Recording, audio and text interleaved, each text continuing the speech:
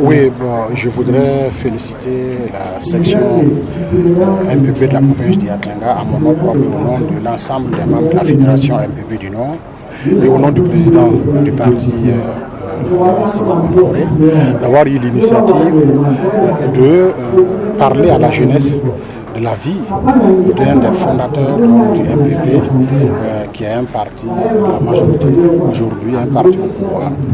C'est vrai, ça fait 4 ans que Salifou Diallo nous a quittés. Chaque année, on commémore donc le 19 août l'anniversaire de son décès. Mais cette année, au Yatanga, les gens ont décidé de faire les choses autrement.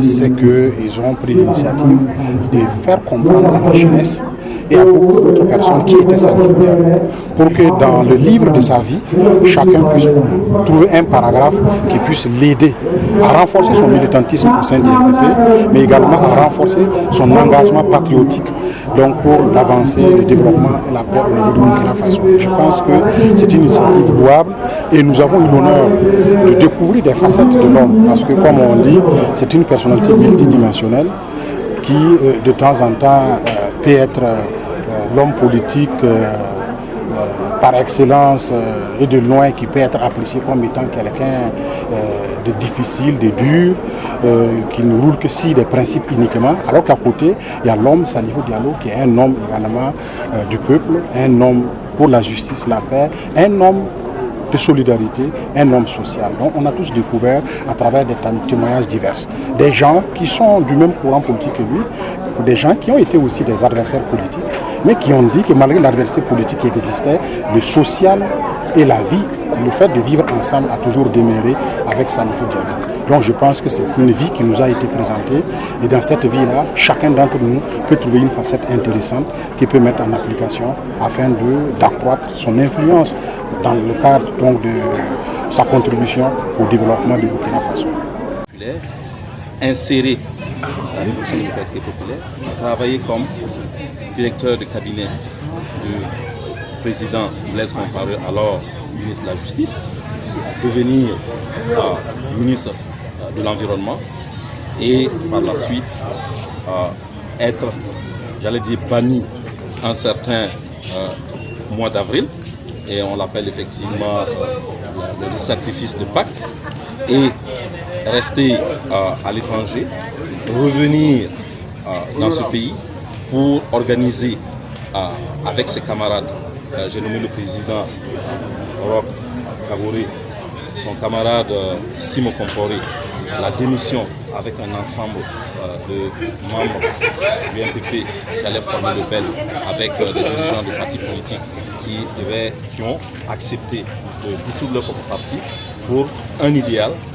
Il faut comprendre effectivement qu'être leader et responsable du volet politique, de la stratégie politique d'un tel parti qui rejoignait l'opposition qui travaillait depuis un certain temps, se battre en l'espace de moins d'une année et conquérir le pouvoir d'État, c'est une gageure au mérite effectivement de tous les trois, mais avec effectivement une reconnaissance particulière à cet homme qui a été le lead et l'engin politique.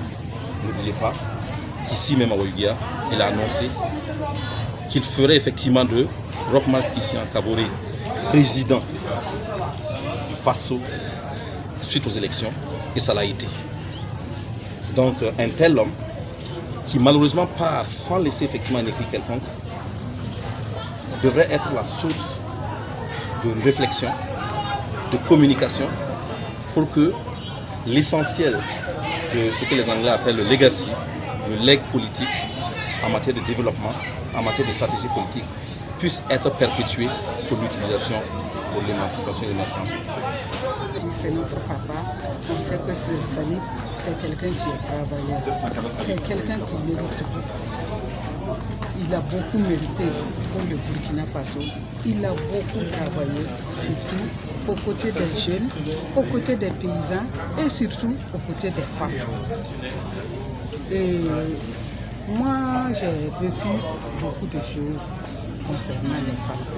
À cause de Salif, il y a des femmes qui sont au Burkina Faso, qui sont dans la région du Nord, qui sont dans la province Yatanga, qui qui sont dans leur foyer. Sinon, ce n'était pas facile. Elles étaient prêtes à divorcer, à quitter. Salif les a dit, si c'est à cause de ce problème-là, restez, moi je vais vous soutenir, toi et ton mari. Et il y a des femmes aussi qui ont perdu leur mari. Et vraiment, c'est de la misère, c'est la souffrance totale. Donc, il a eu à s'occuper de la famille, à payer les frais de scolarité des enfants, jusqu'à ce que certains, même entre eux, travaillent aujourd'hui. Donc, vraiment, nous, on ne peut pas parler de Salif, de ses bienfaits. Et en quelques minutes, en 2 heures de temps, on peut prendre ça du matin jusqu'au soir. Donc, vraiment, aujourd'hui, et nous sommes très très contents et nous remercions ses collègues, ses promotionnaires, ses amis. Malgré qu'il n'est plus de ce monde, il continue à dire ce qu'il a fait. Et nous remercions aussi Gervais, puisque à cause de Salif, on a connu Gervais. Moi, j'ai travaillé avec Gervais en 2000, de 2000 jusqu'en 2004. Sur un projet de lutte contre la pratique de l'excision. Donc vraiment, quant à moi, je prends la parole au nom de toutes les femmes de la province du Yatenga pour dire merci à ses amis, pour dire merci à ses promotionnaires, pour dire merci à la section provinciale et tous ceux qui ont eu l'idée d'initier cette conférence-là. Vraiment, je l'ai dit. Moi, j'entends des gens qui donnent des témoignages comme ça. Et tu sais, moi, je ne peux pas être comme Salif. Mais je sais d'améliorer et de faire tout ce que aussi moi je peux pour être comme lui. Mais je ne peux pas être comme lui. Puisque chacun a sa façon de vivre. Chacun a sa façon d'y être. Salif, c'est un don de Dieu. Donc, si moi j'entends des gens qui apprécient Salif, vraiment c'est bien. Et je demande à Dieu de changer notre comportement, de nous donner la force et le courage de faire comme ce que Salif a fait. Même si on n'a pas des relations, même si on n'a pas des moyens comme lui, on essaie de rassembler, d'être solidaire et surtout social.